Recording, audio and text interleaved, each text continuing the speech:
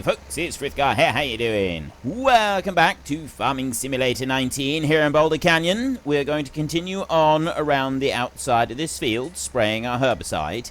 And once we've done one pass all the way around, I'm going to allow the hired help to carry on and do its thing. And then we are going to focus our attention on earning a little bit more cash. I would like today to be able to move those sheep. In order to be able to move those sheep, I'm going to need 24, well, let's call it 25 grand. So a trailer load, essentially. And that trailer load will give us a little bit left over as well, which is not going to hurt, is it? So if we've got a trailer load of timber, we want to get a trailer load of timber, then we can get that sold, and then we've got the money to be able to buy the trailer that we will need for selling the... for moving the sheep. We want to be able to move the sheep from one side of the pen to the other. We're not actually going to move them until this evening, and I mean that shouldn't be a problem. Actually, they've started work on the pen now with the installing the water on there. So moving the stuff around isn't going to be a problem. I don't think we're going to have any issues with that whatsoever. We will go over to the sheep in a bit once we've set this one going and just like do the tidy and cleaning and stuff like that for them. I wasn't going to do that yet. I wasn't going to do it until I'd gotten some sheep into the main pen, but we can tidy them up a little bit. It's not going to hurt to do that, mainly because when we pick the grass up, I don't want to put it back into the sheep on this side. I'd like to put it all into the big pen over on the other side. And also, I don't want to put the I don't want to put any more food in for the small pen on this side. And then eventually, I'd like to move all of the sheep out. And what I'm thinking is that, I mean, I could just go and get rid of the pen right now. I could move all the sheep straight away and get rid of the pen. But it does feel like a bit of a waste, doesn't it? You know, with all the hay that we've got in there. If I get rid of the pen, that hay is gone. We're not able to get that back. And it does feel like a bit of a waste. So I'm not really sure about that. Anyway, that's only a minor detail. And we're going to be making more hay soon anyway over in our grass field. So it really isn't much of an issue. It's not anything that we're going to have to really worry about. One thing that I will need to do is buy some more wool pallets. Although I'm not actually going to need to do that yet. Because 6 wool pallets, even in a bigger pen, will be enough, I think. Although, I'm kind of leaning towards having 8 per pen. If we can have 8 in a line that we can unload using the autoload trailer, if we can use the autoload trailer and we can unload all of the wool pallets straight into that bit, then I'd be quite happy with that. If we have 8 per pen and we have 2 large pens of sheep, then we've got a really good amount of wool coming in from our sheep. That is going to make us a vast sum of money. Now, what I'm going to do is I'm going to start the herbicide spraying from this end of the field. Over here, I'm just going to go right there and let them carry on. And they will work their way across the field. So, I'm going to jump out of that one and let that one go. We haven't actually serviced that header on the combine. Before we start the new harvest, that's something that we're going to need to do. I've got to wash and service that one and put it away. That's also on the to-do list. I can't actually go and clean these sheep up and move the grass over until the smaller tractor has finished the job it's doing, because I have no loader to do it with. So we've got a great big pile of grass over there. I've got 10,000 litres of wool here. What I haven't done is check prices this morning.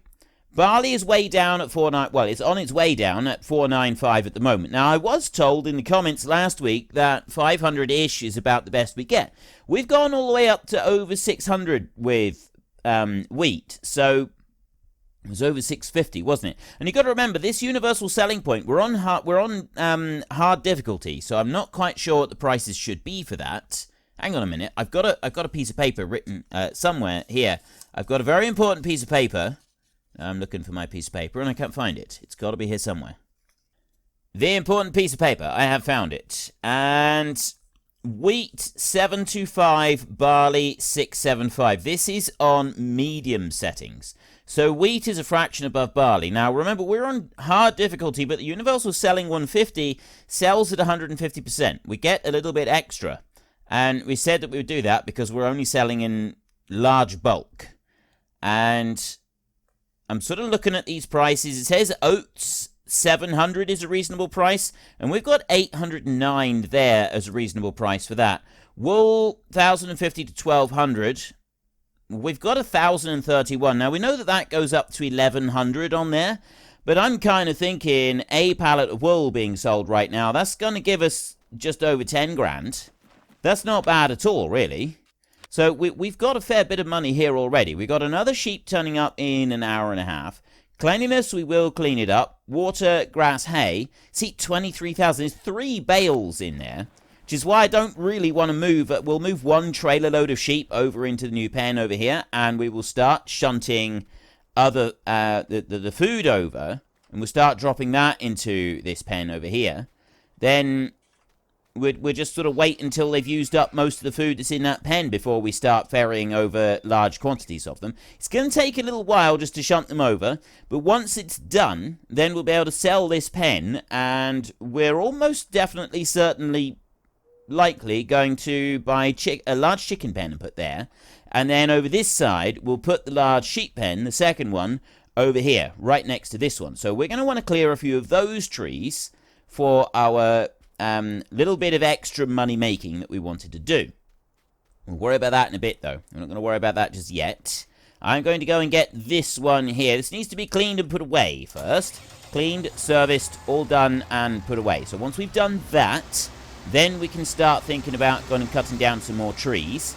And yes, I do want to focus first of all on clearing stuff away for the sheep pen. But what I've also got to do, not only have I got to clear stuff away for the sheep pen, I need to do a bit of landscaping around there as well. We need to level out where the sheep pen was installed. We do have to go through and do a little bit of leveling work and smooth that out. Plus, I've got more landscape work that I want to do over there. I want to put a track all the way up through next to the field that we've got. And I'm actually okay doing that next to a growing crop.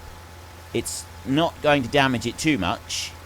We may end up, after we've done the harvest, going back through with the plough and just ripping up the very edge of the field just to straighten it up again. That'll be after we've done the harvest. But before we do the harvest, I'm sort of quite happy with just doing a little bit of work around there. We just have to do it carefully. I'm also not sure how much it's going to cost to go through and do that, because one thing that I wanted to do is try and level it all off. If I can level it all off, that's going to end up making the whole thing a little bit better. Like the track would end up being a little bit better, but it's quite a difficult thing to actually set in motion, doing that leveling, and besides which is also expensive, right? We're also going to have quite a bit of digging work that we're going to need to do. I'll just go into here a second and I'll show you.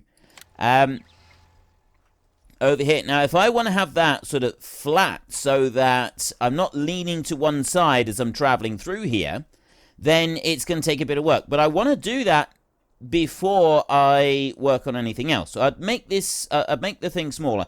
I'm not going to do it on that bit, right? If I'm coming in and I've got a load that's likely to be leaning over to one side as I come along that track, we will just go and use the other track. We'll come down here and we'll come in round that way.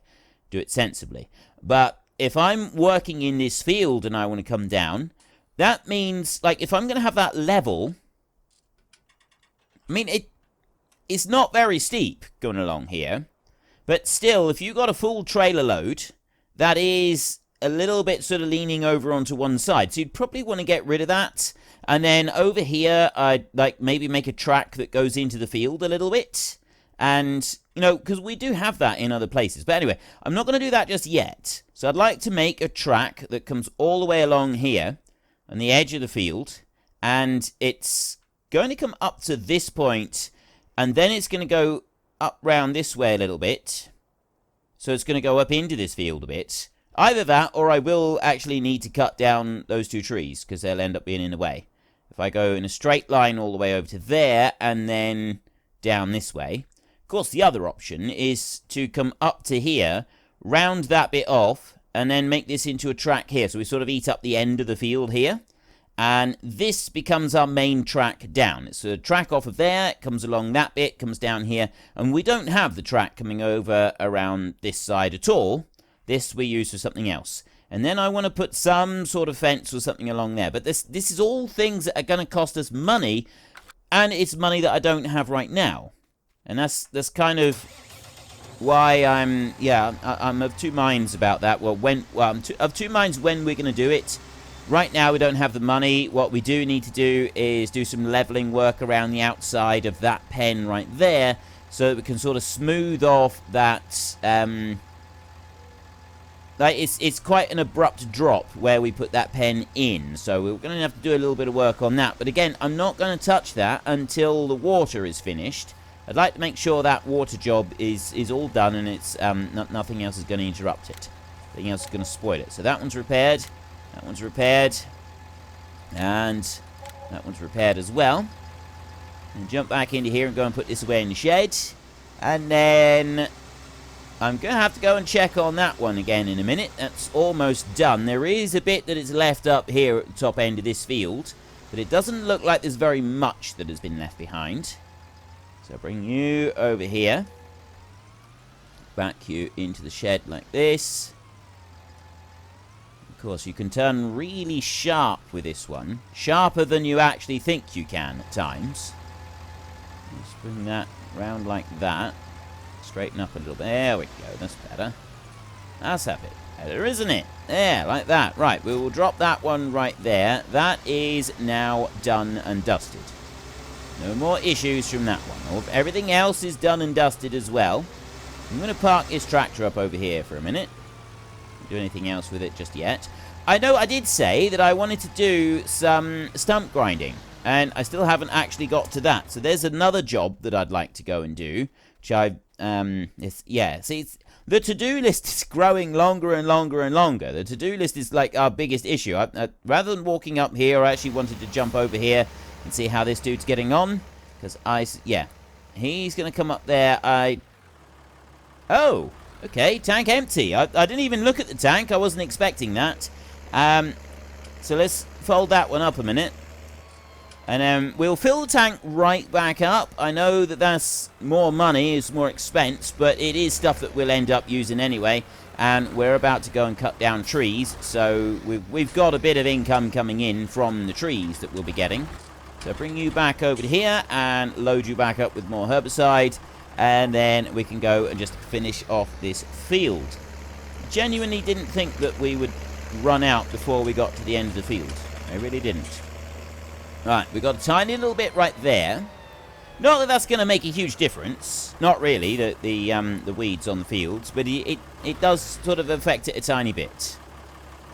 We may as well treat the whole lot. As we're here, as we're already started and going through and doing this, we'll treat the whole thing. And then I'll run up here like this. And I go that way, because then I've got less time that I've got to have a thing running, so we're sort of wasting less of the spray. And I want to come over here, and there is a tiny spot that's gotten left behind.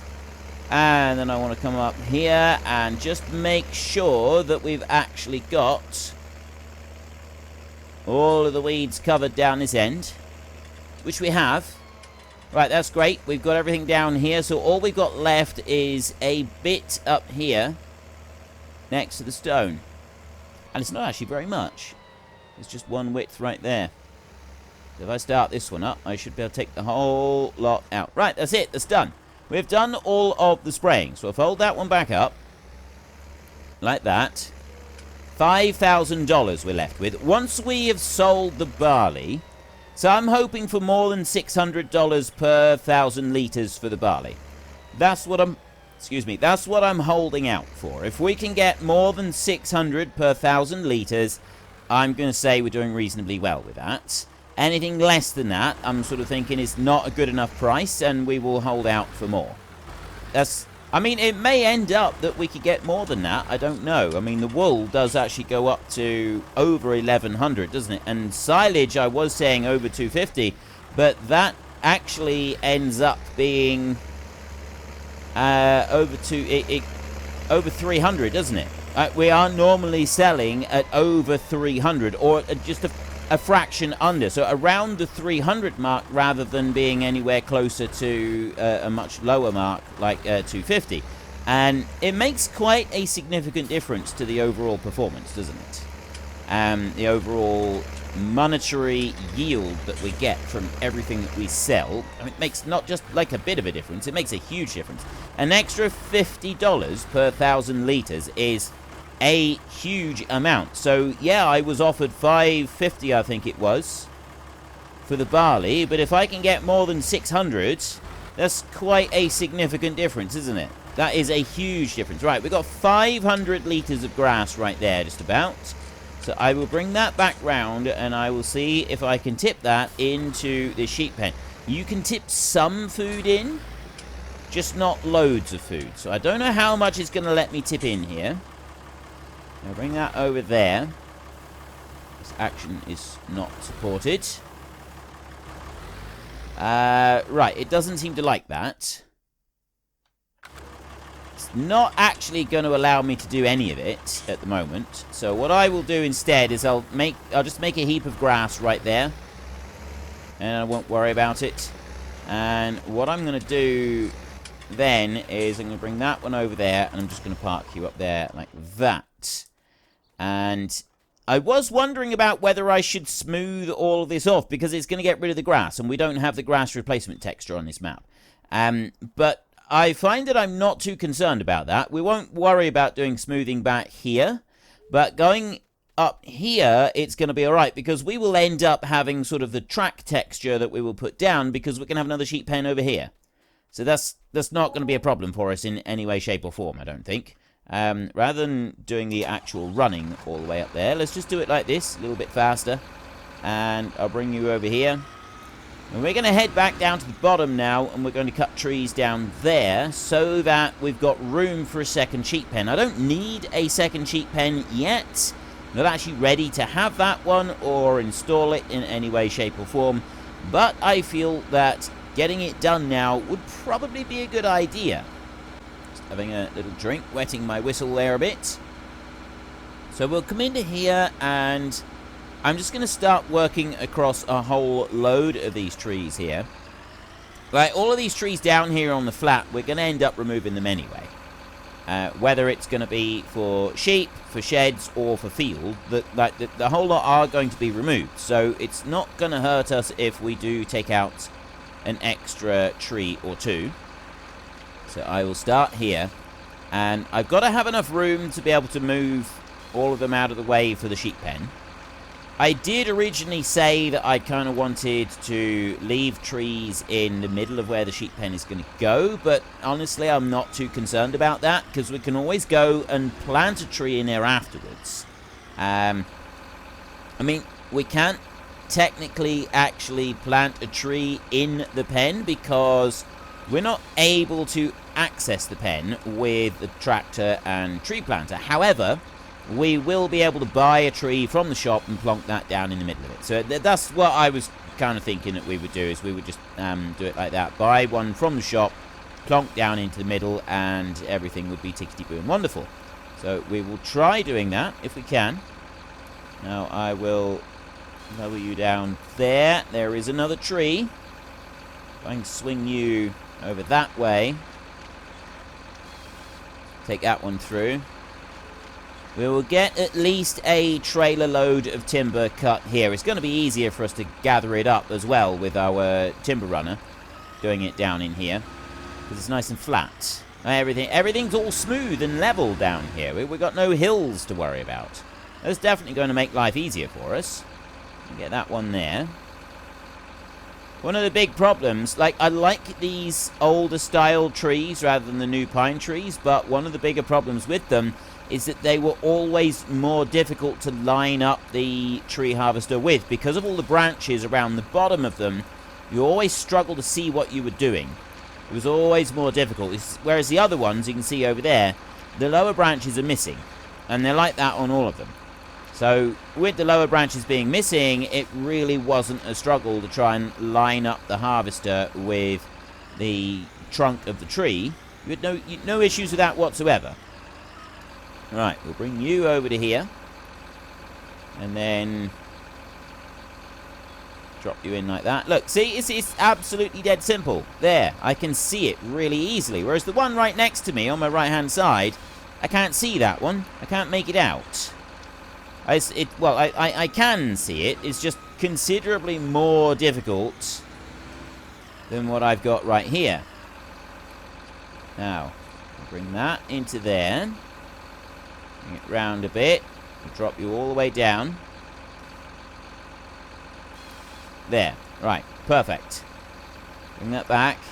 I got a load of trees there right in front of me. And again, this is the bit where unless you do frequently step back to look at the bigger picture, you can get kind of sidetracked by clumps of trees. You head towards them and start cutting them. And you get sidetracked by those clumps. And then you kind of end up disappearing off into the woods, just going after the nearest tree every time. And you don't actually cut the straight line around the area that you originally set out to cut. You end up cutting all kinds of bits that you had no intention of going anywhere near when you first got into the tree harvester. And you've got thousands of trees down on the ground. Fortunately for us, although I do want a specific area felled and cleared here, it's not the end of the world if we have something like that happen. So I will bring that one over there so that we can cut it and get rid of it. And then I'm going to come back over here, move the mouse around a little bit, and I'm going to get that tree there as I'm sat right next to it. And then I am going to allow myself to be slightly distracted, and I'm going to go and get the trees here on my left-hand side because they're all so beautifully lined up and ready and waiting for us. It just seems like it would be rude not to. So I'll put that one there and shred those over that way like that, and then might be an idea if I jump out now and get that one that's lying on the ground, or I am going to forget that it's there. So let me go and get this one like that. Chop that one up and get rid of it, and then we can jump back in here and just bring that one around like that. Actually, no, if I leave it out to the side like that, then we can just go along this line of trees in a straight line like this and cut them all down, one after the other. In theory. Lots of things work in theory, I've noticed. I can come up with all sorts of theories for different games I play, and they're absolutely wonderful. Of course, when I actually try to put them into practice, it's a different matter entirely, but we don't need to get hung up on those small, insignificant details, do we? We don't need to worry about things like that. It's the thought that counts. It's the thought of me wanting to make it work that counts, surely. Right, I'll drop that one over there. And then I'll come back over. We've got two more trees right here in front of us. I got that one there. That is difficult to see, but I have managed to grab it. There. Take that one. And then there's another one right there, which I'm thinking is going to leave us another little part of a branch. Which is why I want to get them both together. And then once we've got that little bit of a part, we'll chainsaw those two up so they both disappear. And then over to our right, we've got another large clump of trees there that we're going to sort of want to start working our way through. Okay, that was remarkably easy. It was mostly down to luck, that was. I'll be honest, that was mostly luck that it went onto that branch quite so easy. The trunk, not branch. Went onto that quite as easily as it did. And then whiz you down through there. Like that. And yes, we have got another little bit. Now, I have noticed that some of these little bits do actually go on to the vehicles all right, and then other bits not quite so much. Now, this is another one that's going to be left with a little bit, which is why I'm heading over to it. Because if we get a little collection of the bits, it's not going to hurt. Plus, it's a really easy tree to get and cut, so I'll just grab it while I'm here. And then we can chop that one up, and then we've got a collection of little bits of trees. Actually, I don't know if this one is going to be. Looking at that, right through there. No, it's not. Okay, so that one's not. I've got two of them here that I want to chop up. There's the first one. Get rid of that one. And there's that one. Get rid of that one. Right, job done. Now I can go back over here and we start looking at this big clump of trees over this side. So we'll spin over here and grab that small one over there. And then I got to start working my way back round to the rest of the clump of them. We'll get you. You in a bit. In a bit. Can anybody else see, like, what are your techniques for doing trees with a tree harvester? get into the comments section if you do it like, I mean, if you do it the same as me, then just say so. But if you do it like really completely different to how I do it, I'd be interested to hear that as well. I know some people do all of their tree harvest work from in-cab, and whilst I can do it a bit in-cab, I do find this quite a difficult process to get right. It's the depth of it's the field, sort of depth of vision here, like the field is it field of depth of field, something, I don't know, something along those lines, depth of something, depth perception, that's the one I'm looking for. It's the depth perception on it. I really struggle with depth perception on this, and I literally just cannot make it work. I really struggle to actually get this to go well because of the whole depth perception issues. Now, I've got a whole load of them here, and I can do it with a bit of time, but it's difficult. And then, of course, we've got this one. I know that there are quite a few people that do actually favour this one, because at least you can sort of see what the thing is doing. I prefer to be able to sort of move my camera around a bit more, though. This one, the camera is stuck in one position. You've got the Ponzi cutter, the cutter head right there, and you don't have any other options. I bring that one over there. Drop that there. When I'm using the crane arm, like on the Buffalo or anything like that, or one of the other ones, that using this mode is actually oftentimes slightly better. Right? I do find that I can get on better with this mode. It's still not the best mode. I do still prefer to have this mode here, where I can move the camera around, and I do find that easier with the crane as well. But that being said, it's not like the difference that it is on this one. Like, this is considerably more difficult to use the other two modes than it is with the crane arm. So those are my personal experiences. What are your experiences with using this beastie? Because it's definitely not easy. It's definitely not one that is just, it just kind of rolls off and it happens naturally. Whereas driving the track, I mean, yeah, admittedly I have driven tractors in real life quite a bit, so I've got a bit of prior experience with that particular task. Whereas I don't have very much experience with, well, I got no experience with an actual tree harvester, and I got no experience with a log crane. However, I do have quite a bit of experience using a swing shovel with a 360-degree excavator, and the controls for the two are pretty much identical. There is not a lot of difference between the arm on a 360-degree excavator and the arm on one of the crane things on the log trailers. If you can use one, you can use the other. I mean, to be honest, there's not a lot of difference with this one either. It's much the same as far as controls are concerned. I mean, yeah, admittedly, I've got the controls slightly different these days because I have the, I think they're classed as easy settings.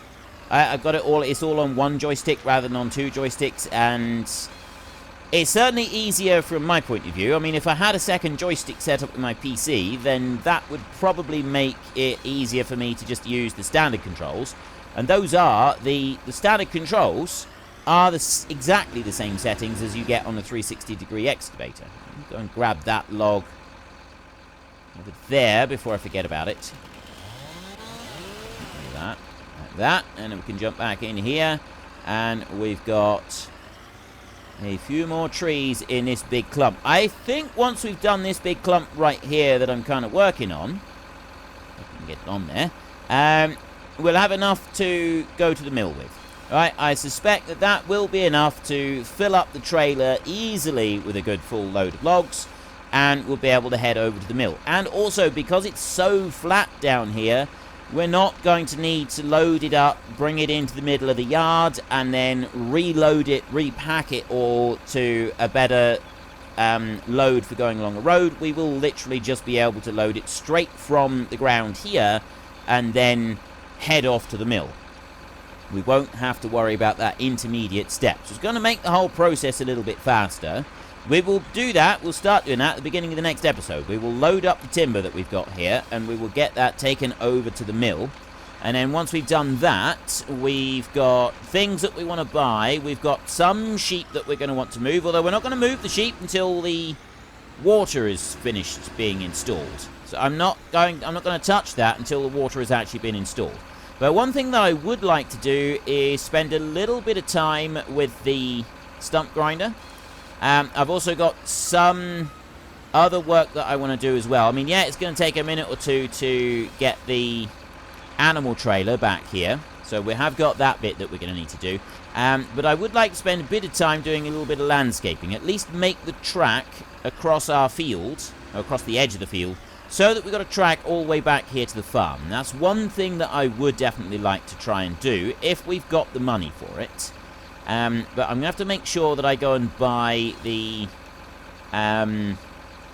animal transport first. Before I start trying to do anything to do with landscaping, I need to buy that animal transport. That's the important bit. Once I've got the animal transport, we've got the water being done now, so we don't need to pay out for that. I will have paid out for everything that I'm going to need to worry about for a minute. Yeah, because we've got wool pallets that are ready to sell.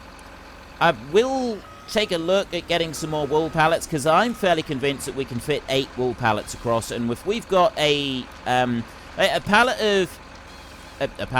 full of sheep over there, the small pen, I got 80 sheep, and it's filling those pallets pretty quickly. The big pen will take 250 sheep. That's a lot of sheep. That is a lot of animals, and with all of those animals is going to come a much higher rate of wool production. And of course, we want to be able to sell the wool when the price is good, not be forced to sell the wool because we've got too much here and we can't cope with anything extra being produced.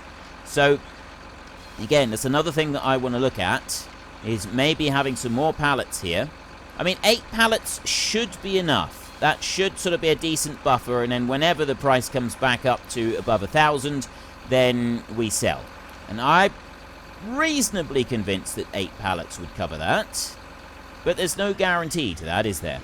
Alright, this one here in front of us and then the one over on our far right would both probably be ones that will have the bit that we want to cut off. So I'll bring you over there. That wasn't part of the master plan, but if I swing it over this way, like that, it's not going to damage our machine. It will run perfectly. I have to bring that over that way a bit now. There. And then he'll go like that, and then I can take this one over here and scoot it out like that. There. And I got one more that I want to cut over there a second. I also want to cut those 2 in front of me, but I want to get this one so that I can cut those bits off. So we might, before we start moving any logs in our next episode, just cut down a couple more trees, just to get a few more out of the way. So I get that one there, and I'll chop that one up, and then we can jump out the chainsaw. We've got 4 logs that we want to get the chainsaw just to clean up, move out of the way. That one there. So those 2 trees directly in front of us, down on the corner next to where the plough is parked, I don't want to get rid of those. I want to leave them, because I do want to leave some trees around the yard. We've got that one there. I did say I was going to jump out, but there's another one over here. There's actually, well, there's 2 over here. All right, we'll leave it. We'll leave it. We've just about run out of time for today's episode anyway. So let's go and get these before we forget where they are. I've already lost it. Where is it? There's one there, but that's not the one I was looking for. And there's 2 over here, but that's not the ones I was looking for. There's one there, and there's one there. Like that, and then somewhere over with this one. Ah, there it is. Right, we grab that one. Okay, we have run out of time for today's episode, so if you've enjoyed the episode, then please head down below and give us a like. And if you really enjoyed it, then please tell your friends all about me. Get them to come and watch as well. That would be awesome. And until next time, thank you very much for watching. This is Frithgar. Goodbye, and see you later.